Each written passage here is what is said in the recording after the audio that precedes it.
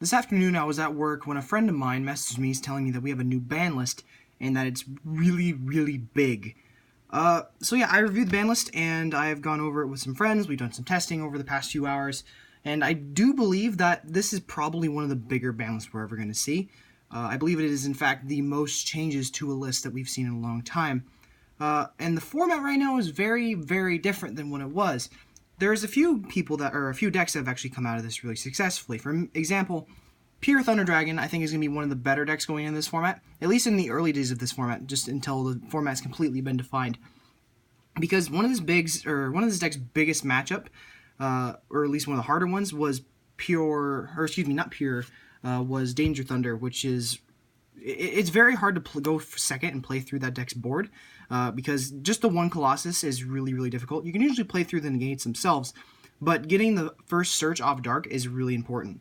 Also, being able to get your Titans by triggering your Titans by using Dark is also really important as well. Getting the Matrix in hand for the next turn or to do some interactions during your opponent's turn is really, really important. And another deck that was really big was Dingirsu Turbo with like Orchest combos with the Rusty Bardich, because you can, with the two Phoenix Blades or the two Fog Blades, you could just turn off Colossus and just go off. And if your opponent has the Dingirsu engrave with the Bardich, you're getting rid of two cards, and one of them can also out Colossus without triggering its effect. So for me, I think this deck's gonna be a lot better because now that Orcus has been neutered a bit, especially with the Trickstar engine being hit and Rusty Bardich going away, it will just be the one send without any Fog Blades in the grave. So the deck will be able to function a little bit better, just because the two biggest decks that were stopping this from playing are no longer as powerful as they were. Anyway, like I said, I think this is one of the better decks coming into this format. I'm going to give you my profile because I need to get money because there is no pure list at the moment. So let's go ahead and get right into this. The main list in terms of the Thunder Dragons have not varied very much at all. I do believe that playing 3 of all the Thunder Dragons is really important. They're all summons. They all replace themselves. There's no reason not to play any less than this, at least in Pure and Danger Thunder, which I've not actually tested that matchup as much yet because I don't own any of those cards yet. Though I do plan on getting them for you guys so I can do that list. I think these are all like a really good ratio, like 3 of all of them. The only one I can actually see cutting to less than 3 is actually Matrix, because it's really good interruption, but it doesn't do anything outside of being a normal summon turn 1. And it's what you summon if you don't have the Dark available to summon from deck. So yeah, it's really good. I don't think I'd ever change this, at least not anytime soon. For my last list, I actually am starting to play Duo again. I think this is actually like a really nice card now. It's an extender, but it's also something that's really good late game to search off of Dark and Fusion when you have the extras engrave. So this will be able to trigger your effects, get some searches. It can also chain block using the previously mentioned Matrix and Roar combo to just chain block your opponent's ability to ash the search. And this thing doesn't really lose to any particular hand traps outside of Lancia, but you know, if you're getting Lancia, you're probably not going to be winning that game anyway. So for the non-Thunder Dragon monsters in the main, 3 Battery Man. I think this is really good. Like, this is the best normal summon in the deck. 2 Lupine. Unfortunately, I do think you still have to play this. I don't completely agree with Allure plus this, because at least with my build, there's only 8 names in the deck, or 8 darks in the deck, to get the Allure to go off, so I don't think it's necessary. If I had the ability to cut cards, this would probably be one of the first thing to go, because it's only a starter and it doesn't do anything mid to late game. So yeah, it's only average because it's a starter. For hand traps, 3 Ogre, 3 Ash. I decided to play Ogre over Valor or Impermanence because I think this is really good. This was really good against Striker in the previous format, but this will also be a lot better against Dingirsu Turbo with Orchest. Being able just to get the Dingirsu back engrave, you can actually get a swing going. It's really, really nice. So yeah, and Ash is the most generic hand trap in the game, so you're gonna play 3 in almost any and every deck. I'm still playing 3 copies of Thunder Dragon Fusion. At least in Pure, I think this is like one of the better cards in the deck. You don't really want to search it, and you'd rather actually open this in your hand so you can use the search for a Hawk. This actually is actually really good late game, because if you have Titan in your extra deck, you're not decking out.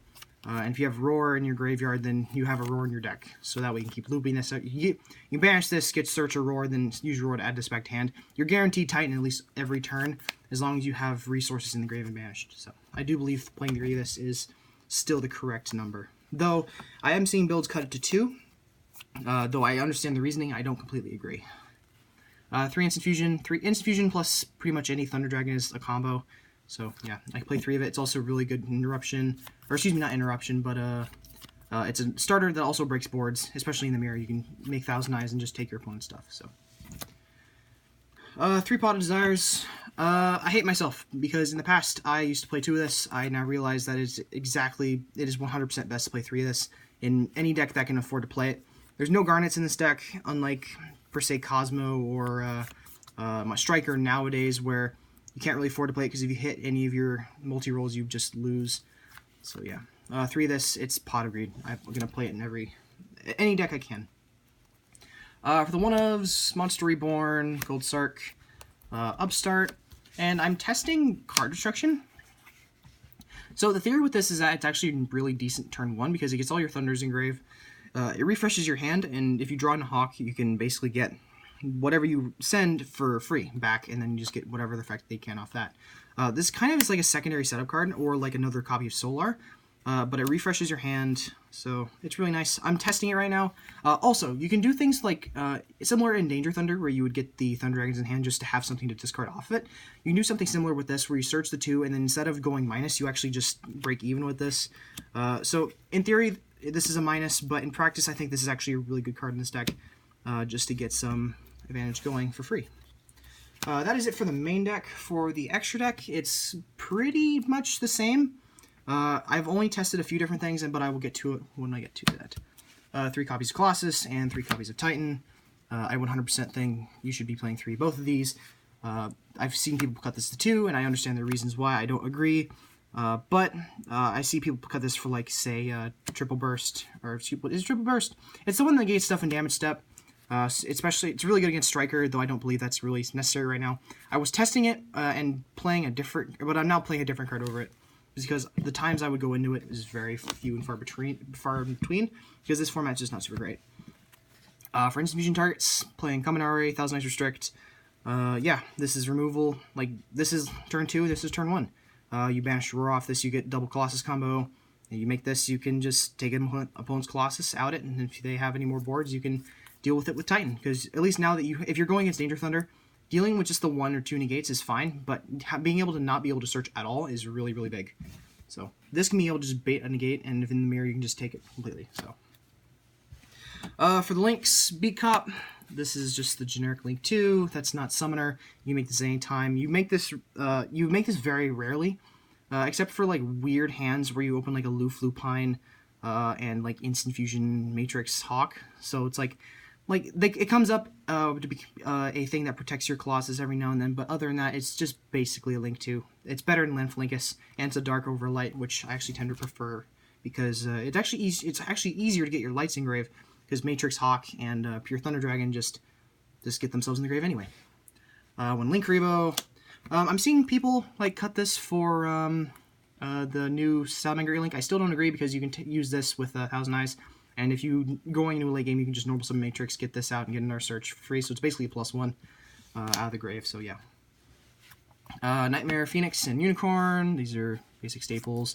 Out's Colossus, and this out's weird back row garbage.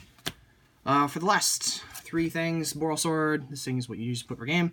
I was playing the Link 3 that negates stuff in damage step, otherwise known as the card you make if you ran out of Saryuja in Danger Thunder. Yeah, this is really good. It just ends games, so yeah. 2 Summoner. 1's not enough, 3's too many, so 2 is just fine. For the side deck, it's actually a little bit different than what I'm used to. This build is really meant to go first, and this deck's going second ability is really nice, though playing through interruptions can be very difficult, especially things like Inspect Border and the full full Danger Thunder Dragon board. So I was playing 3 copies of Pankratops. Finally, I got a secret. I need to get 2 more, I know.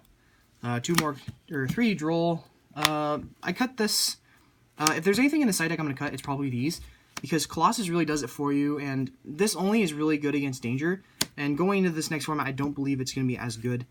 This will probably be impermanence for pure Thunder Dragon in the mirror, and some like this side deck needs something for going first, because all these cards basically just meant to go second and then just pray that it works and you draw into them. Though when you're siding going second, you end up siding like a lot of cards out, which is it's something, but you're drawing into just duds if you don't have any actual combos to play. So 3 copies Lancia. I think I think the pure build will be a lot better. This is really good against pure. It kind of just shuts down their turn depending on their hand, unless they open like the Hawk Roar hand, or excuse me, the Hawk Solar hand. This also just turns off Orchest for the turn. It's just really nice, and I don't think I'd go this format without it. 3 copies of Evenly Matched. This is what I'm going to be playing instead of the Sphere modes, because I think that now that we don't have to worry about the complete negation board that Danger Thunder offered, this actually becomes a lot better. Being able to deal with multiple cards other than just the 3 monsters that the Sphere mode takes care of. So I think this is actually a lot better this format than it was in the previous format. The last card I'm signing is just kind of a rogue. This is kind of like an anti-rogue thing. Unending Nightmare. So basically this thing just pays 1,000 once per chain to blow up a spell or trap. If you resolve this against Mystic Mine, they literally can't play. If you resolve this against Draco, you literally win the match because they can't blow it up outside of you being silly and blowing up their spells and traps. Or excuse me, just their spells. So yeah, like hitting Diagram, hitting Mystic Mine, just really good.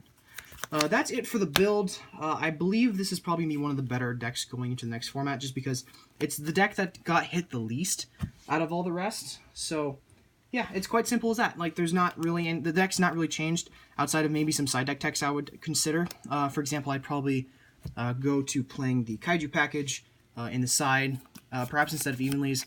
With the theory being that since your stuffs can't be killed, you can just slam this on the field, then you can do Aloof Lupine, giving Aloof Lupine more value. Giving yourself the Thunder Kaiju, which is free link material, which is really nice. So, I hope you guys enjoyed the deck profile. Pray that I actually get some views on this one, because past few videos have been really bad because I have not been able to make content. The format was really stale. I didn't have anything I could really do. Apologize for that. And because of that, I'm actually going to be posting this tonight, the same day it's recorded.